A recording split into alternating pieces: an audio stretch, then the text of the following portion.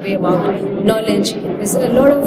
focus on expertise, and it's always been more difficult to extract local knowledge or practitioner knowledge and juxtapose it with the expert knowledge that we produce elsewhere in a manner that it interplays and is actually able to deliver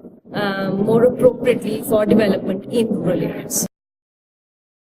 In a very simple way, what we found was that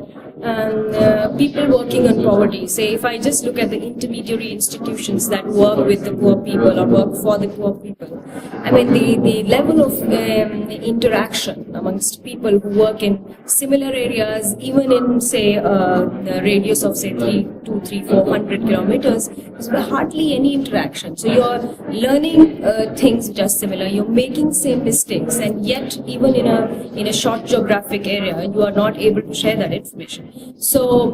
very simply put, when we started initially, just the interaction between the intermediaries, how they manage their programs or they design their poverty programs, that itself was a very quick sort of learning in how people could learn very quickly and apply those lessons very quickly to how they work.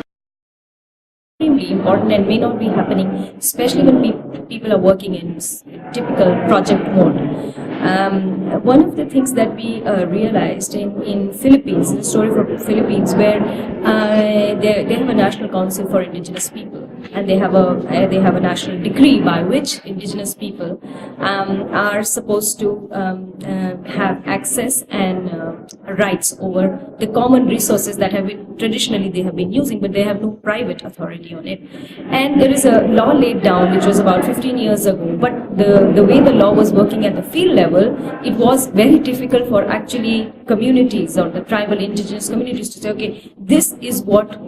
I have been traditionally using, so this is mine, this should be, as a community, we should be authorized to use these resources. And just sharing a project that worked with this group, just sharing their experiences of how actually this law could be operationalized at the field level, actually changed NCIP's policy, where they could actually say, okay, these are the kind of things we need to put in place so that communities can actually access and get their legal right on